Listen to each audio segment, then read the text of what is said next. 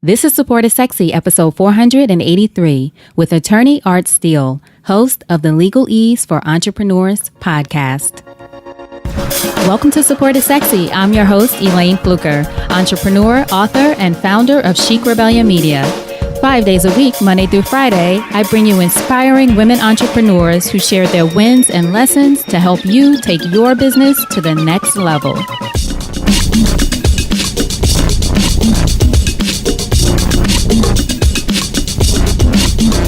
Here we go.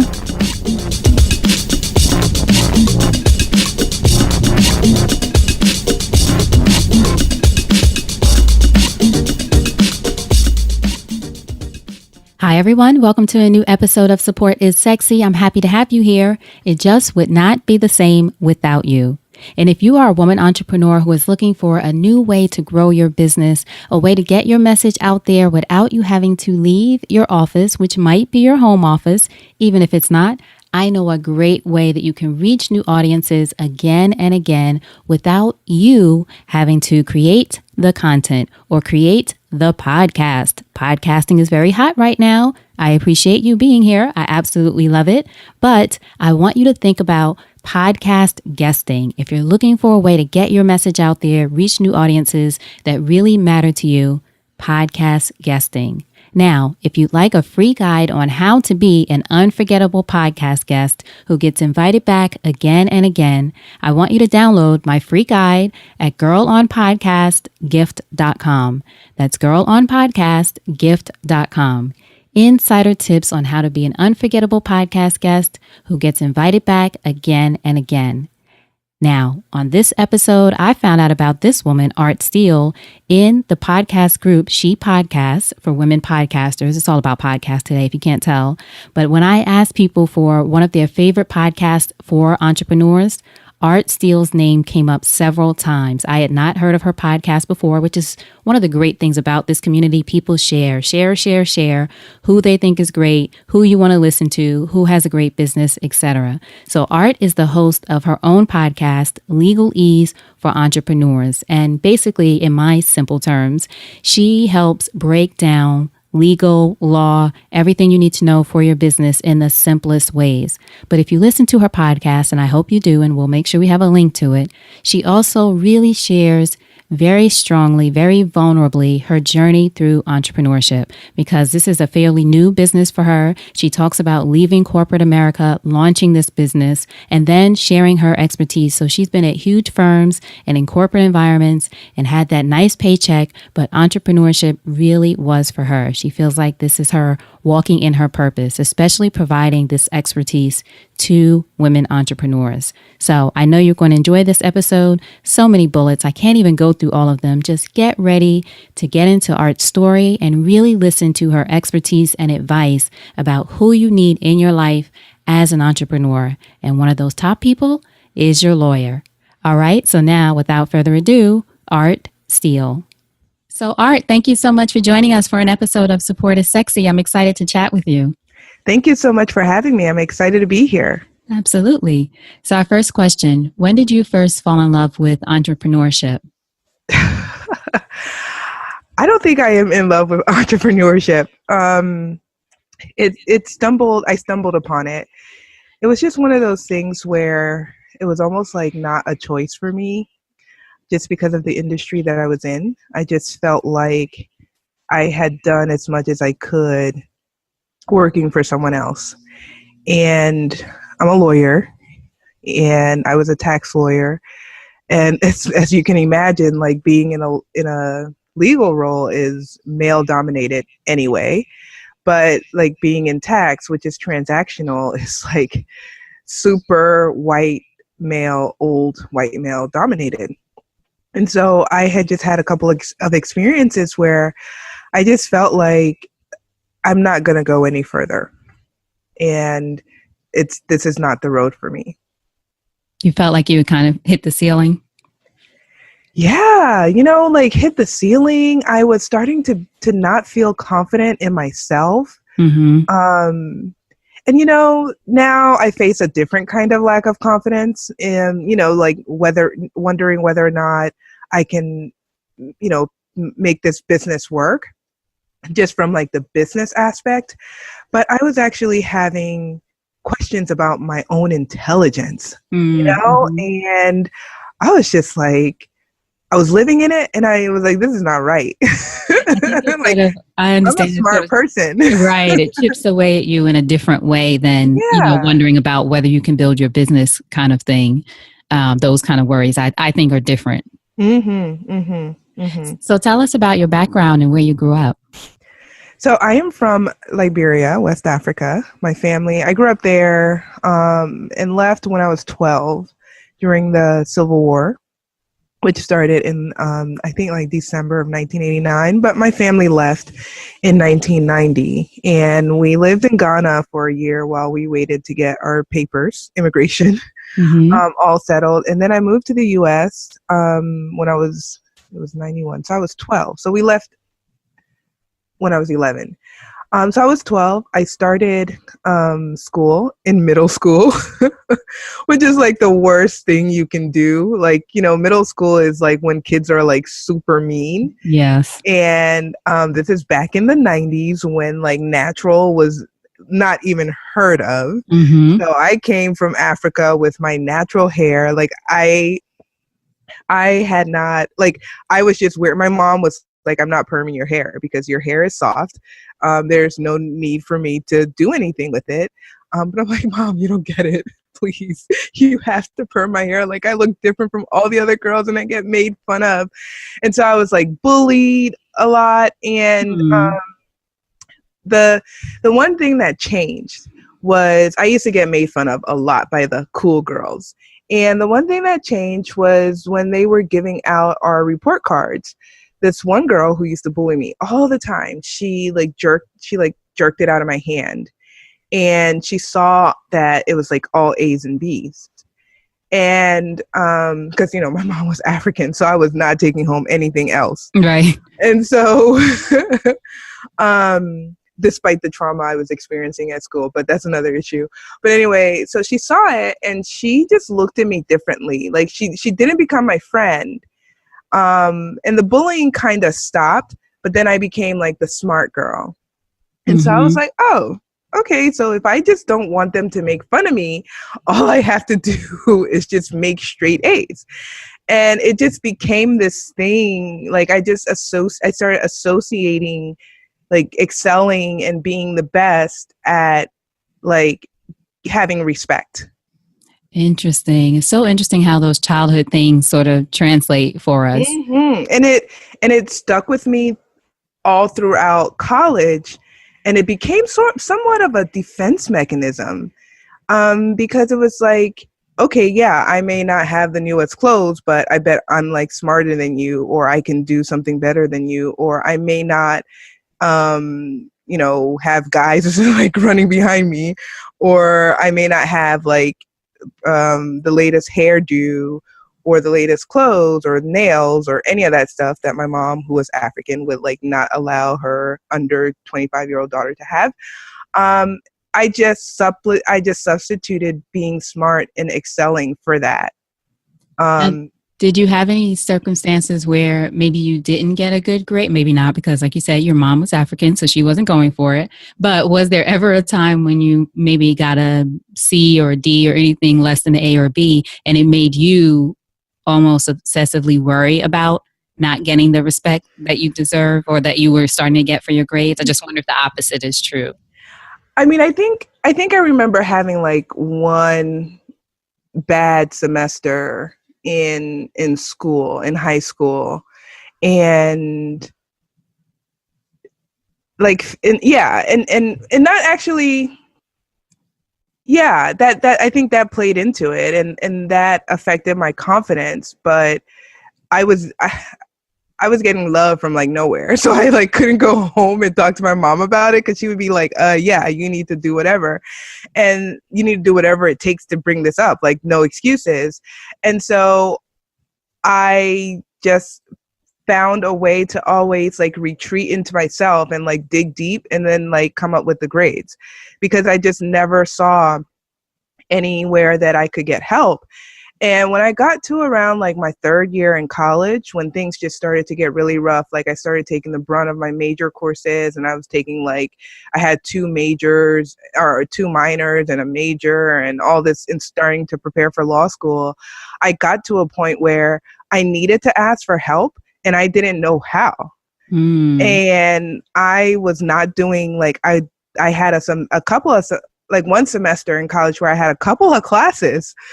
I actually had to repeat an English class because literally, like, I didn't know how to ask for help. I didn't know how to say, I don't understand this, because I was supposed to just be able to figure it out. I had done that my whole life. And that was a major moment for me, because it was just like, okay, like, that's stupid.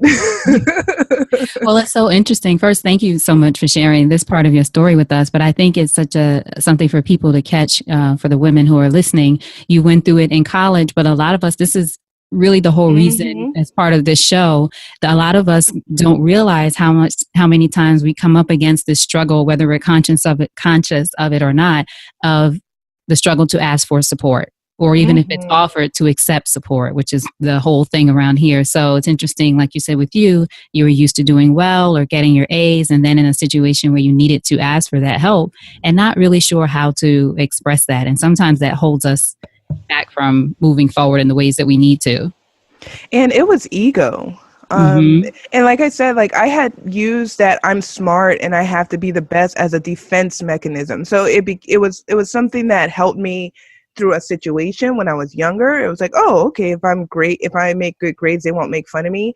But then it became not even defensive. It was more affirmative. Like, okay, well, I don't like this person, so I'm just going to be smarter than them, kind of thing, you know? And so you start to think that you can just use that to solve all your problems. And then you get to a place where you do need help. You have, like, your goal can only be accomplished by teamwork. Right. And you don't know how to work with a team. You don't know how to even address people who are superior to you, to ask for help, like professors and experts, you know? And so it was a great learning lesson for me. I consider it to be very early on, because I hadn't really gotten into like my career or anything, but I always remember, like, all right, remember that one time you didn't want to ask for help and you had to repeat that class. Did it make you, or does it make you now, like you said, you remember it, but do you respond to those circumstances differently now, being able to ask for help? Yeah. Oh, yeah. Oh, I'm like, I just don't, at this point, I feel like there's no need to reinvent the wheel.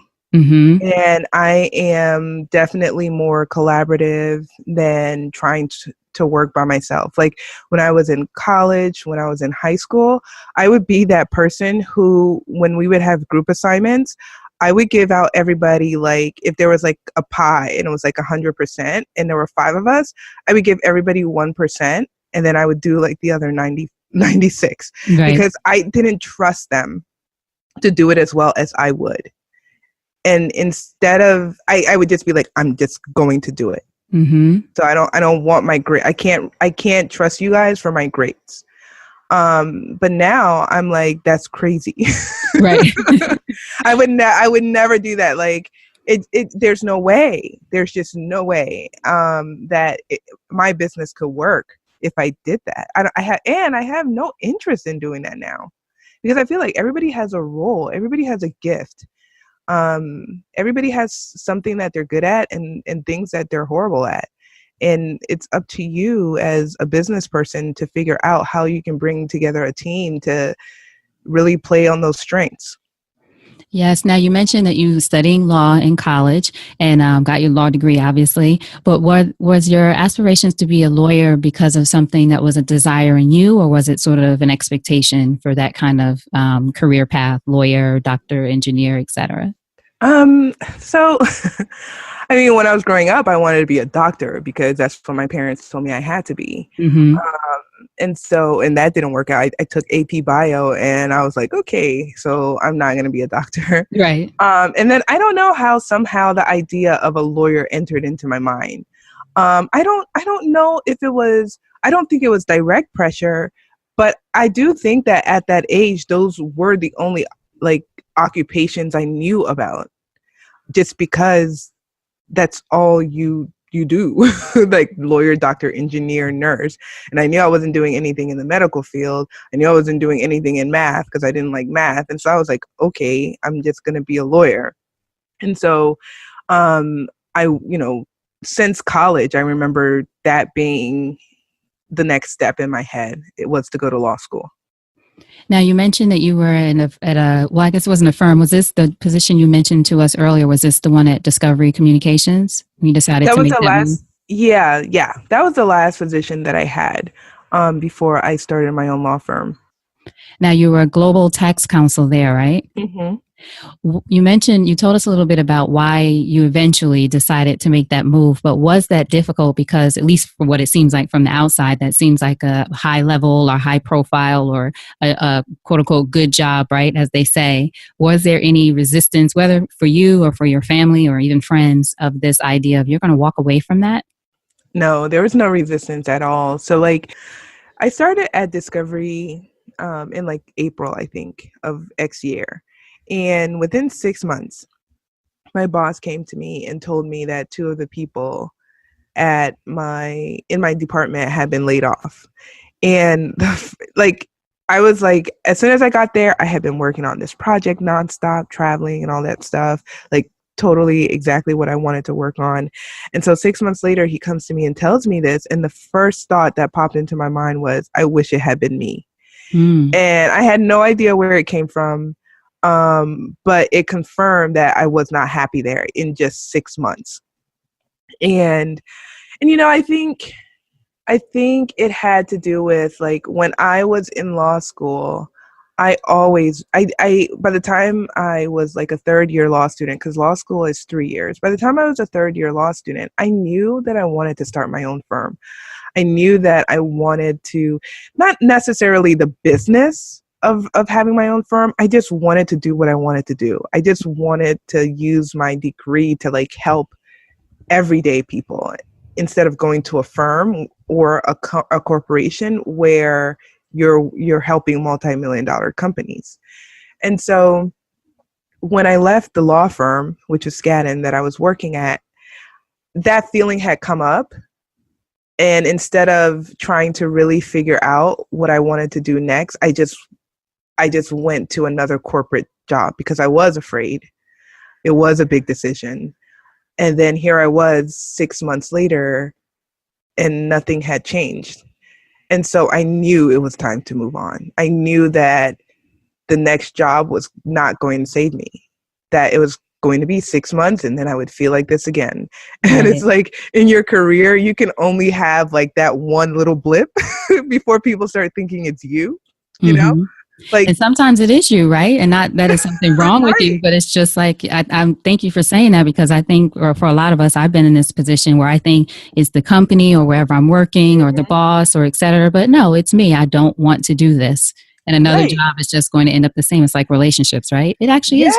Yes. You Yeah. don't want this. And it's so funny because I was talking to my cousin and right when I decided to, so that happened that happened in October. And then from there, I just was kind of like, what do I do? What do I do? Because it was a 6-figure salary job with great benefits and all this stuff.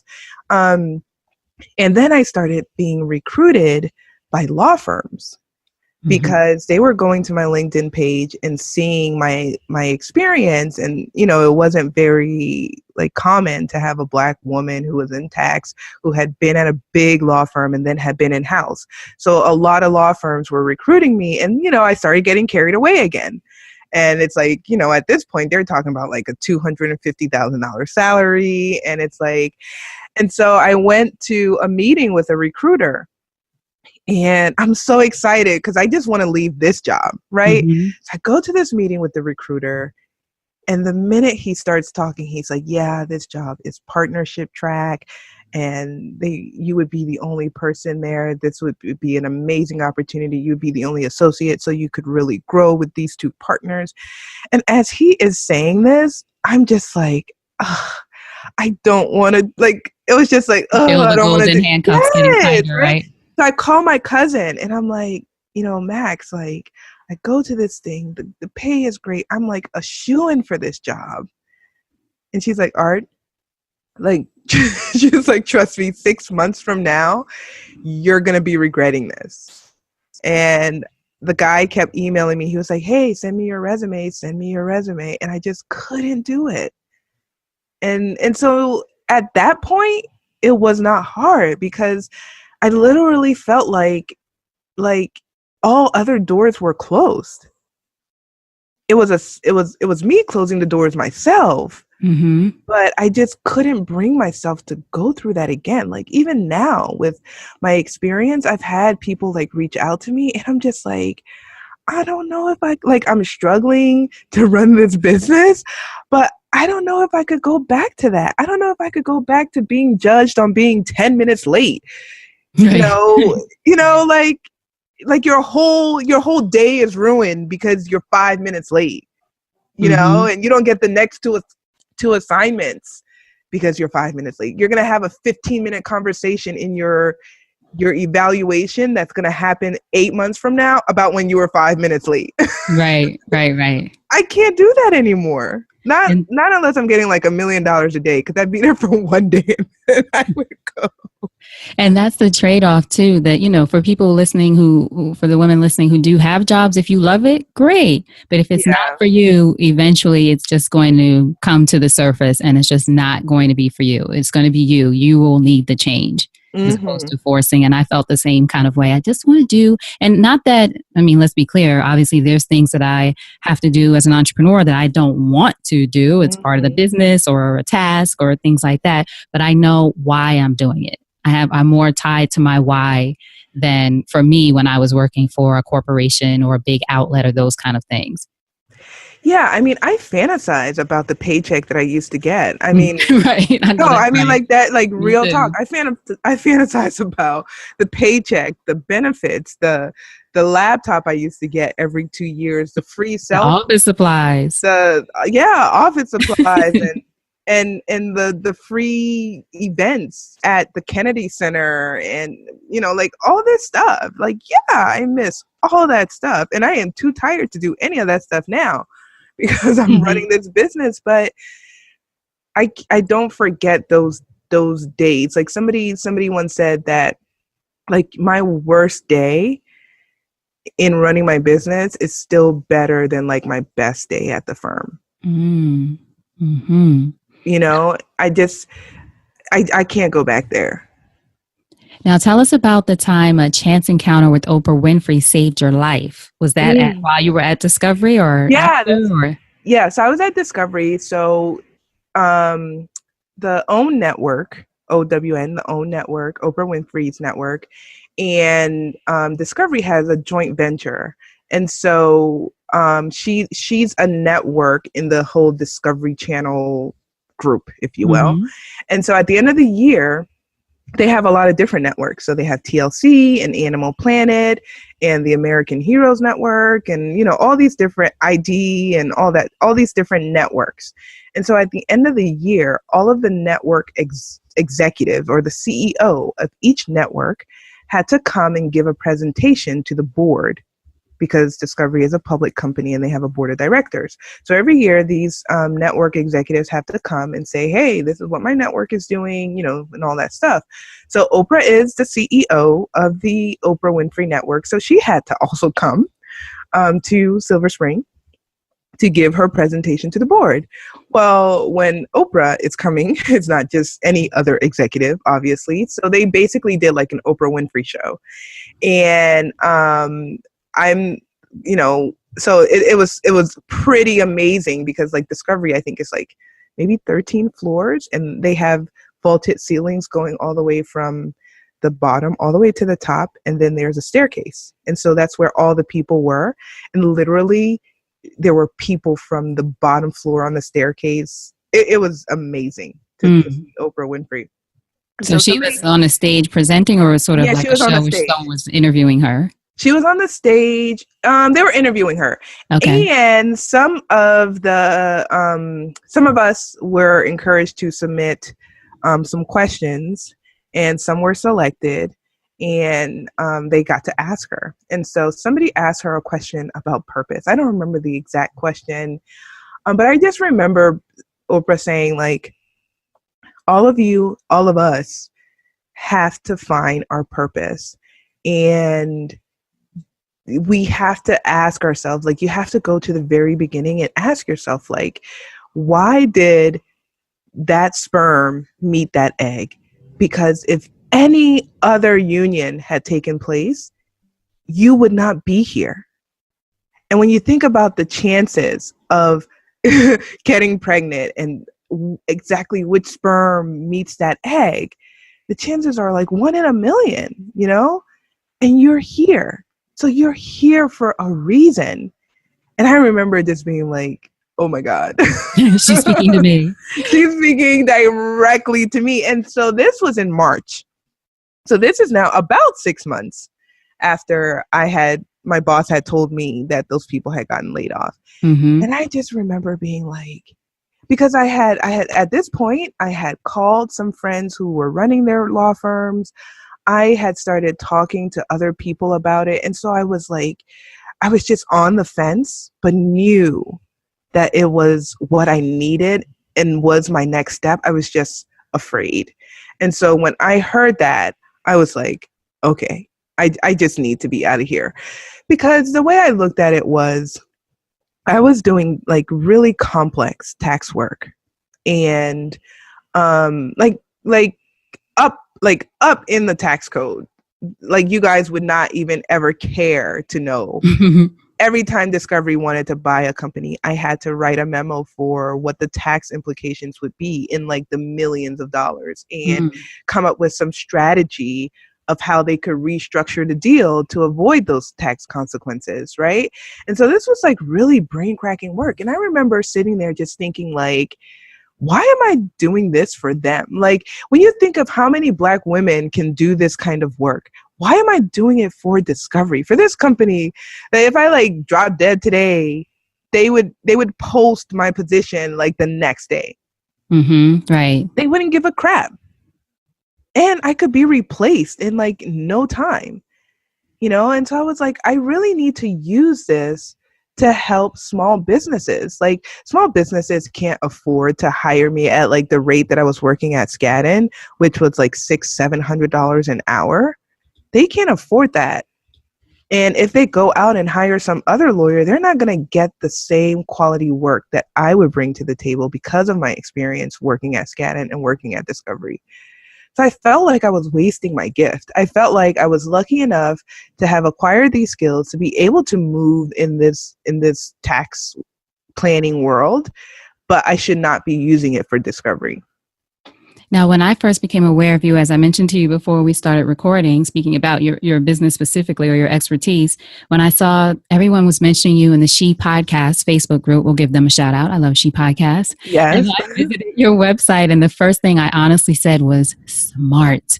I love that smart. Now we know that you're smart. Well, we knew you're smart because you're a lawyer, but now we know you're super smart from getting over your bullying when you were younger. So you were very focused on that in education. But for me, just looking at your website and your focus seems so smart because I love the way you seem to hone in on your niche of legal advice with ease for entrepreneurs. In fact, your company is called, right? Legal Ease. Yeah. That's focusing on the ease for entrepreneurs. Yes. That's the name of the podcast. The name of the podcast. What's the name of is your business called something else? Law Offices of Art Steele. There you go. Law Offices of Art Steele. All right. Law Offices of Art Steele. So the focus for your website, though, it looks like the focus is the legal ease idea, which is good for SEO also. Excellent. Very smart. So then how did you come up with, or tell us more about how did you decide of that for this approach of, well, it's still the approach of your business, even though your business isn't called that. But how did you kind of gave us a sense of knowing that, your gift would be better used that way. But still, how did you decide that this is what I'm going to hone in on, being this focus on this specific group for legal advice for anyone who's trying to figure out what their focus should be for their business? Yeah. So I quit Discovery.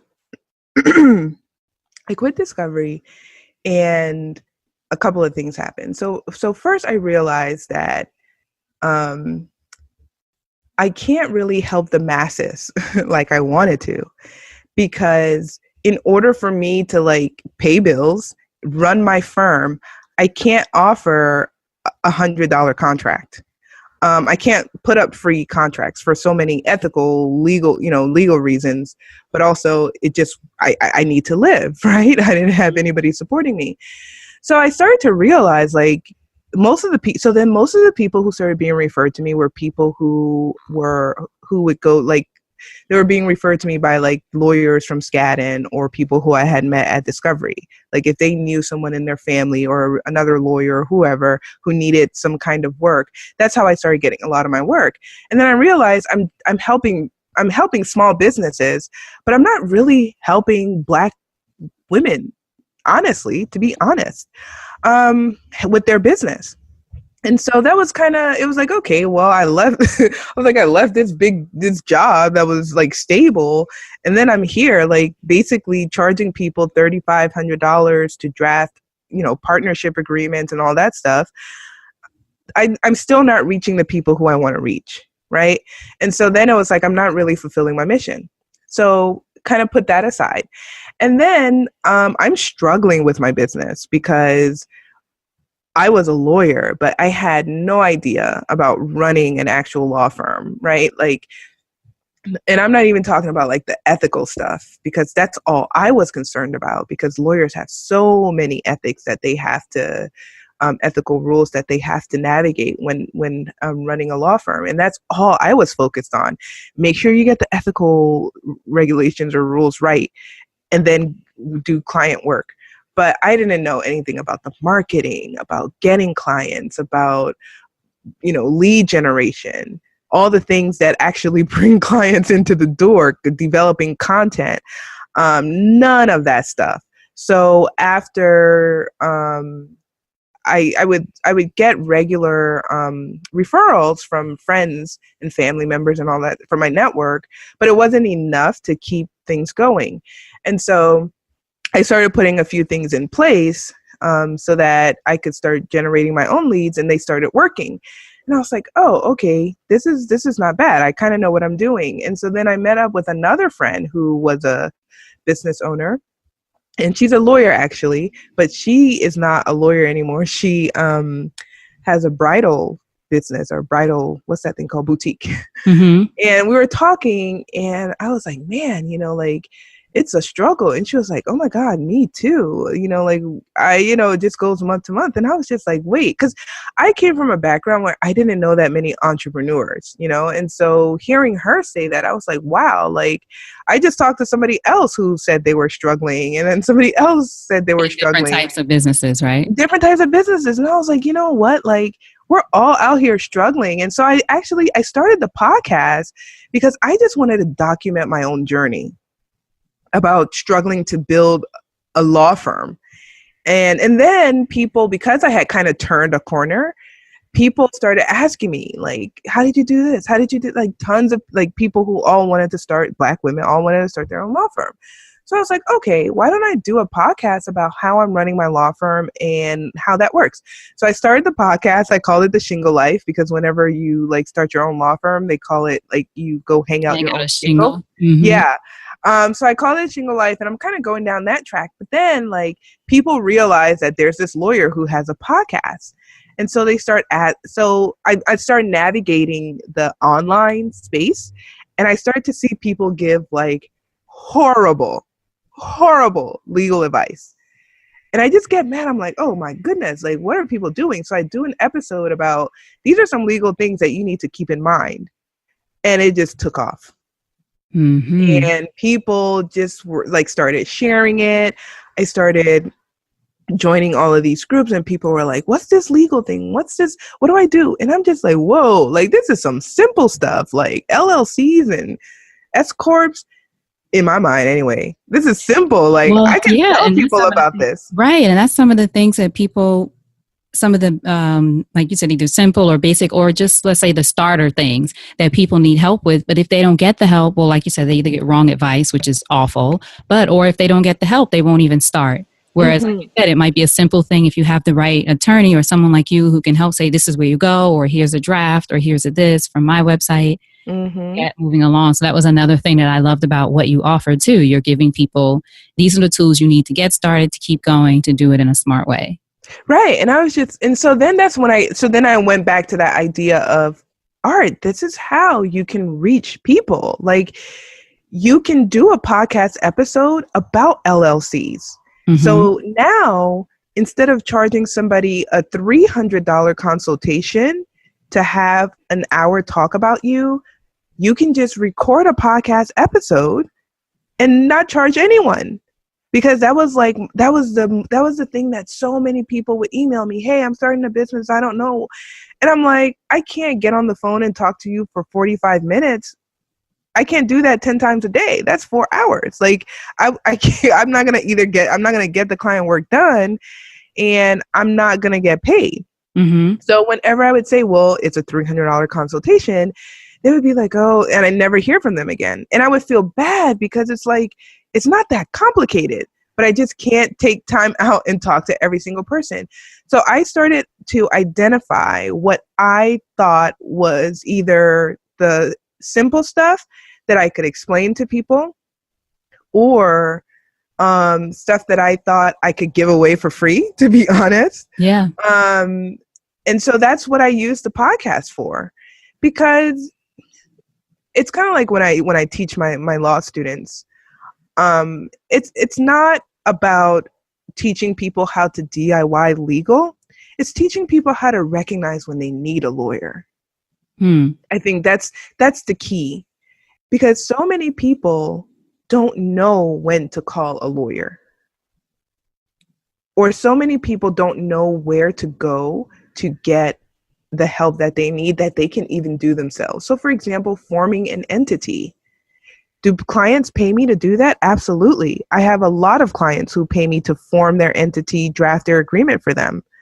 But then at the same time, I have clients who come to me and they're like, I've already formed my entity. I went to the website, I formed it. I went and I got my EIN, and I need you to draft the operating agreement, or I need you to help me go forward. So what I wanted was to help people understand, these are the things you need to think about as you're creating your business. And this is when you need to call a lawyer. Don't give away your rights. So many people, especially in the creative industry, right? They are so passionate about what they do, and they're so excited to work with brands that they're almost giving away their stuff for free. And it's like, you don't need to do that. And you shouldn't. And you shouldn't. And I think for mentioning about the podcast, for everyone to catch too, I'm always very straightforward. I am very biased. I love podcasting. Being a guest, I think, is a great idea. Having a podcast is a great idea.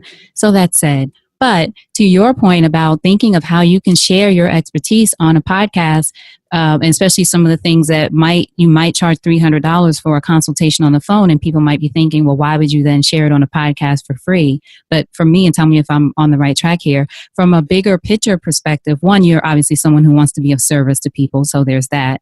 But also, I would think, say for me, for example, if I wanted that information, you told me it's $300, I felt like I couldn't do it, but you told me, well, I did do an episode on it, or I either discovered the episode on my own and got some tips from that would still make me want to be involved with your brand in some way.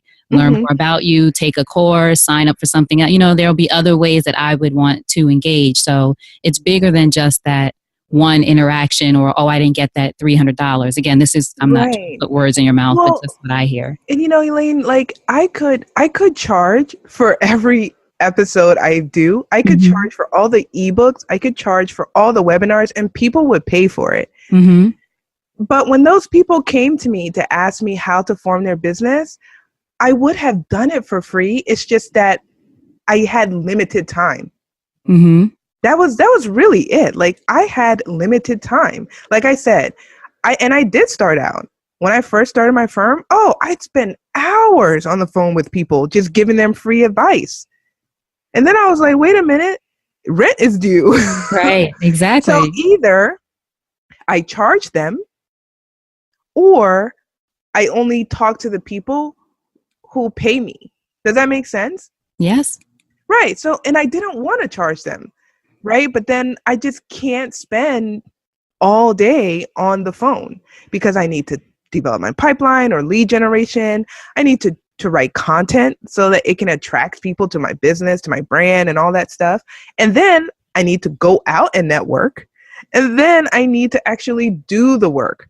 So I couldn't spend all day on the phone, but I would happily give you a recording because I know that what is in that recording is exactly the question that you need. Now, if you have more questions and you feel like, okay, either I understand what she's saying and I'm going to go to the website and do it myself, or I don't want to do this myself. Right. I'll just pay her to do it. Then at least you're coming to me and being like, yes, I saw your website. That's fine. I'm willing to pay you to do it. Or, Right. oh, thank you for giving me that information because that's exactly what my question was and I can go and do it myself. So it was really a no-brainer. And so I'm always wondering, like, what is it can I give away that can give them the bare minimum? Because I try to simplify things as much as I can. And I think I'm really good at it. It's one of the things that I'm really proud about. I think I'm really good at taking very complex issues and breaking them down for people to understand. But a lot of times I have to oversimplify things in order to do that. And that generally is okay for a lot of people, but there's some people who just have really specific circumstances that this doesn't apply to. And so it's not going to work for everyone, but it's going to help over 50 or 60%. So it's going to help maybe 60 or 70% of the people who would have called me that I would have charged.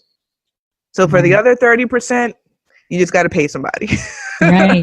No, I think so I hope people are catching that. I think even for me, you know, my business of working with women entrepreneurs in different ways. So I have a mastermind, for example, that's, you know, $29 a month, or you can pay an annual fee. But this way, people who might be just starting out or just want to test the waters, but my thing is community, like your thing is service, me is service, community. But here's a way, if you like to interact with the brand at this level. The podcast for me, like you, is free. So there's tons of content there. And there are other people who might need services with the brand story, some other things that cost a little bit more, or there's some podcasting services that cost this amount. So it's giving people different options. Like you say, depending on what your needs are, you're leaving it up to the customer to decide, but it's not this one way only to interact with you. I think it's smart, especially for entrepreneurs and small businesses today that really want to reach more than just one or two people. Like you said, you have a limited amount of time. You're giving people different points of entry, I say, to interact with you, your services, and your brand. Right. Exactly. And I do put a lot of time and energy into the podcast, into the legal content that I do give to people. And again, it's like, okay, either at some point, you have to decide for yourself whether or not you want to bring on an expert or whether or not you want to continue to do it yourself. And that was a decision that I had to make for myself as well and for my business. And so I can give you you can take in as much free legal advice as you can. You can take in as much business advice as they want from you, but at some point you have to make that investment. And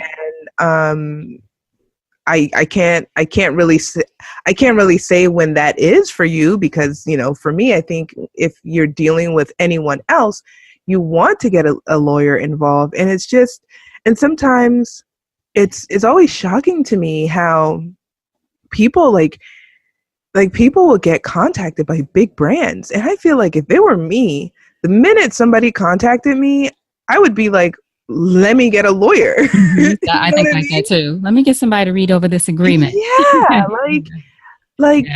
Yeah. I was reading this post the other day of this woman who has a, what is it? She has a body care, a body butter company or whatever. And she was contacted by a major company who, I don't know if they said they wanted to buy it or wanted to partner with her or whatever.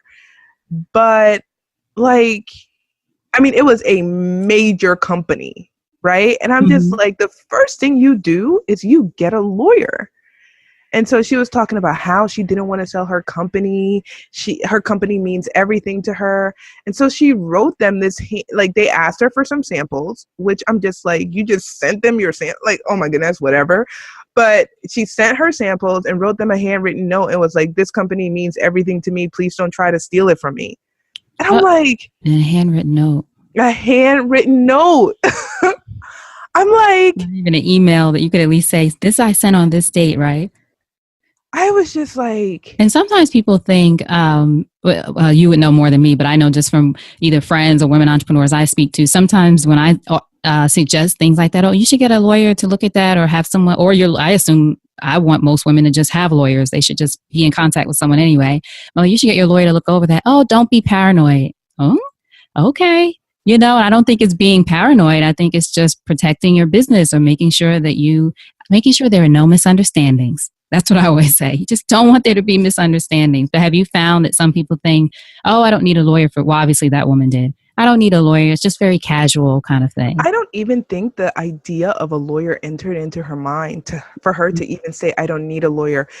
I think that as like for somebody who comes from a corporate background, I have seen how companies who are, and I don't mean to say this in a negative way, but I think that as women of color and the fastest growing group of entrepreneurs, and not only that, just, that sounds like a cliche now to say the fastest growing group of entrepreneurs. No, it's a fact. There's been research. It's a fact. But the reason why that is so important is because we now can become gatekeepers. We can become gatekeepers to our audiences. You will believe. You know how many email pitches you get from white men wanting to come on your podcast. Right. Who don't listen to the podcast, the time. Obviously. Right. I get that all the time. And I'm going on the record to say it pisses me off when I get those, because I'm like, what have you done? That product that you want to come on my podcast to try to push was not created for the women who I have in my audience. So why in the world would I do that? And so I think what we need to remember as we're becoming this fastest group of entrepreneurs, we have power. And it is that power that these brands are looking for. And so we need to partner with the correct experts to help us succeed. And I think that people don't look at lawyers that way. They just look at lawyers as people you go to when you're in trouble. But if like, how when you're starting a business, you're like, I need a website. Mm-hmm. I wish people would have, I need a lawyer. And an accountant. And for me, like personally, a marketing director or some marketing expert or PR, whatever. I know they're different, but whatever. Those are the 3 categories of people you need to have. Like, you should not start a business without at least talking to an accountant and asking them, like, okay, what is my tax return going to look like? What should I do with my tax return? Like, how do I pay myself? Should I prepare? Exactly. Yeah, like, you should not be starting a business without doing that. And so the same way you shouldn't be starting a business without having at least talk to a lawyer. And once you have that first conversation with a lawyer, I've had conversations with so many people who are like, oh, all I need is this. And then once we're done talking, they're like, wow. Like, I got off the phone with somebody the other day and she was like, I was thinking that I was going to have to pay them to use my brand. Now I understand that they have to pay me. Mm-hmm. And it's just like, and again, that kind of advice comes from my corporate background, because the first thing that the business development people would do before they wanted to buy a new channel, before they wanted to enter into a partnership for content, they would call us and say, what are the tax consequences? Right. How should I think of it for everyone listening? Think of it for me. I know my attorney is this way. And even if this gentleman I work with for many years out of DC, actually, but even if he wasn't the right person, he might refer me to someone. Well, now I know you. I'm going to start calling you Art. But now, but he would refer me to the right, like, for example, for a book,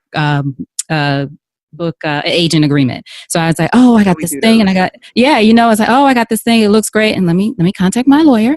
And let him, so it's just one of those, get the advice. Like you said, there are things that we, or people like me who are not lawyers, who do not interact with these things every day, don't see that you will bring up. And I'll think, oh, I didn't even think of that. Or, oh, I shouldn't ask for that. Or even things that I'm like, they can't do that. And you're like, actually, this is normal. It's fine. You just need to have those conversations. Same thing, like you said, with an accountant. there are things that they're going to know, hopefully, if you have the right accountant, that you might not even think of. It'll help you get ahead. So it's just thinking of these key people, and a marketing person also, as you said, is a good idea. But those two, I really think, the attorney and the accountant, are the people that you really need to have on your team, have access to. It's not someone you have to pay every month on a retainer, but you want to check in with those people when you're making moves in your business.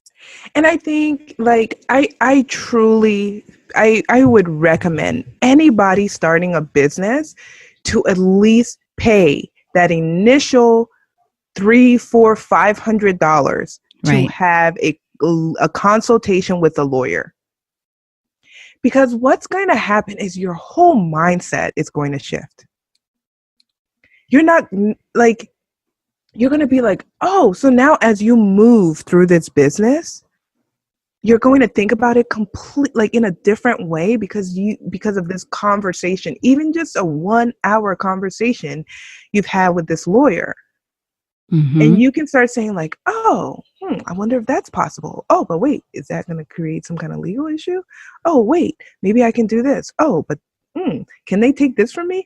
Like, I get emails all the time from people, like 2 or 3 times a week, from bloggers who say, oh, I got contacted by this company and that company, and I don't want to lose my company. I'm about to tell them I'm not going to work with them. And I'm like, hold up. Right. Wait 1 second. Wait. Do you want to work with them? Because if you do, we can tell them exactly how you want to work with them. Right. And I can share, actually, as you were talking, I didn't forget about this. Maybe I probably pushed it down not to think about it. I went through a time when I first started, not this business, but a few years ago, I had an online platform and went through, just like I said, misunderstanding, right? Big misunderstanding with someone I was working with. But there were agreements I had learned from before. There were agreements and things in place that could be referred to resolve all that. And even though other things happened and we had to figure it out and that kind of thing, it all worked out in the end. But the fact that those things existed, these agreements, signed agreements that were put in place from the beginning, there was something on paper, and it really set me and my attorney at ease, knowing that, oh, thank goodness, at least that was signed. It gives you something to work from. You're not going back through emails trying to find things. And I said this and you said that. It's like, well, this was what was laid out. This is what, now we can disagree and go back and forth, but it's based on this. Right. Mm-hmm. So for everyone listening, even me from personal experience, have been through that. And I think it could have ended up actually a lot worse if those things weren't in place. So as you said, those $200, $300, $500 that you invest, which ask your accountant about it, could be a write-off. I'm not saying it is a write-off. You know what I mean? But just think about that too. It all works together. But that investment could save you so much headache, heartache, severed. Even I was talking to someone the other day and saying, even with my friends, I do a lot of business with these fabulous women entrepreneurs I know for all kinds of things. My closest friends are the ones who say, all right, let's get an agreement together. You get your attorney to look. Misunderstand. It saves relationships.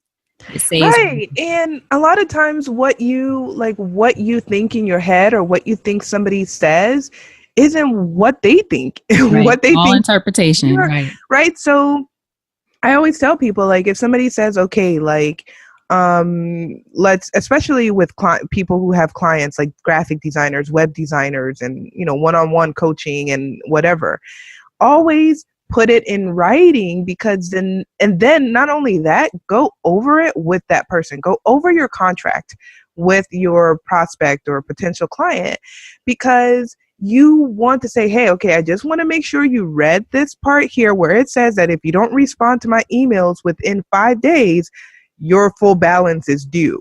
Do you understand that? Do you agree? And then they'll be like, oh, well, okay. And now they're like, crap, I got to respond to her. I got to review this, or else she's going to take my, and so at least now it's like a much better relationship.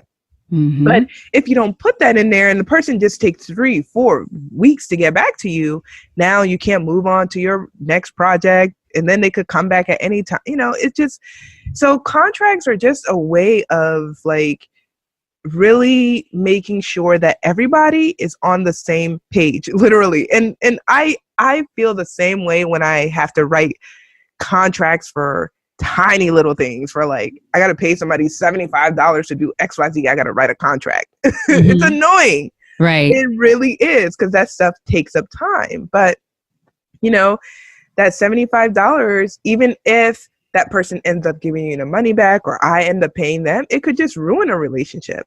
That's right. And that's not worth any amount of money, right? So it's just good to just do these things and just make it a part of your workflow. Make it, and another reason why it's good to talk to that lawyer, and I always call it like establishing a relationship, because now you can go back to that lawyer. They know your whole situation. They know what kind of business you're starting. They know that you formed an LLC and when you formed it. So they have institutional knowledge that you don't have to bring them up to speed every single time. And so now you have someone who it's sort of like on your team, but you're not paying them full time. So what would you say entrepreneurship has taught you about yourself as a woman?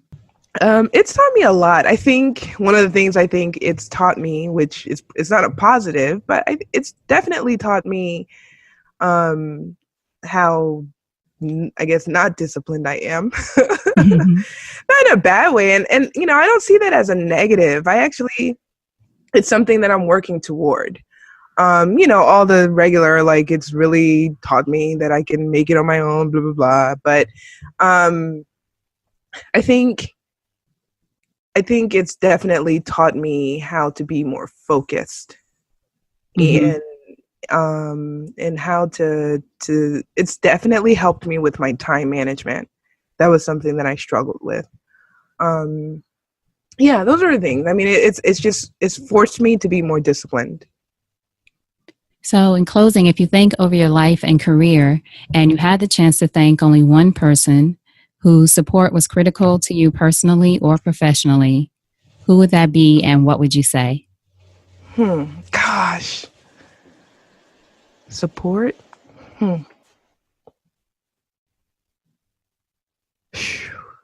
I don't think it could be just one.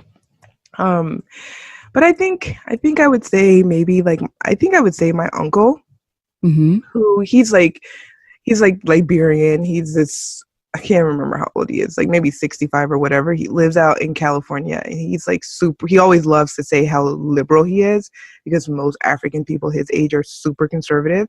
So he takes pride in it. But he is just that person who, like, every single idea I take to him, he's just like, you can do it. Like, there's nothing that he doesn't think I can do. And having somebody like that is really, I think, encouraging and motivating, because you don't want to let them down. And he's not doing that because, you know, he's like, it's pressure, but it's genuine, like, confidence. Like, I know whatever you do is going to work. And, oh, this didn't work. It failed. Okay, that's fine. Eventually, whatever you do is going to work. You'll figure it out. You'll figure it out. If anybody can figure it out, you can. And so that really does push you to, like, have a growth mindset and be like, yeah, I need to do whatever I need to do to figure this out. And yeah, I want to make him proud. I want to go back to him and say, hey, remember that thing I told you about? He listens to all of my, like, entrepreneurial rants and stories and ideas and everything I learned on this webinar and that webinar. Just imagine. So yeah, I would definitely be him. So what are the ways that we can support you? Tell everyone. We talked so much about your podcast and your great services. So I know people want to know where to find you. So tell us that. I'll make sure I have links to it. But website, any social media, all that good stuff. So the podcast is Legal Ease for Entrepreneurs. And you can find me and that's on iTunes and Stitcher. And then you can find me on Instagram at Art Steele _ESQ. Same on Twitter. And I have a Facebook group called, now I don't remember what it is, but you can get to it from my website, which is artsteele.co. It's called, like, the Facebook group is like Legalese for Entrepreneurs Business Collective. I think we'll link to it. Yeah, you can link to it. I'll send you all the links. But I'm on Instagram most, which is not all that much because I'm just not an Instagram type person. I try my best, but I'll respond to a lot of people's stories and I'll try to do stories. But, like, as far as posting in my feed, it's mostly just the podcast.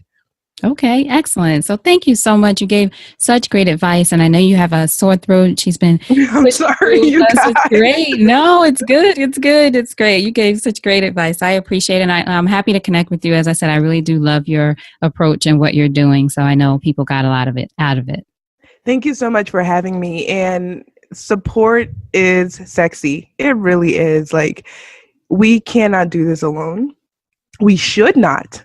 We Mm-hmm. should not be trying to do this alone. There's no reason to do it alone. There's so many people like you, Elayne, like me, like 15 other podcasters and business coaches and Facebook communities that are exactly for women entrepreneurs.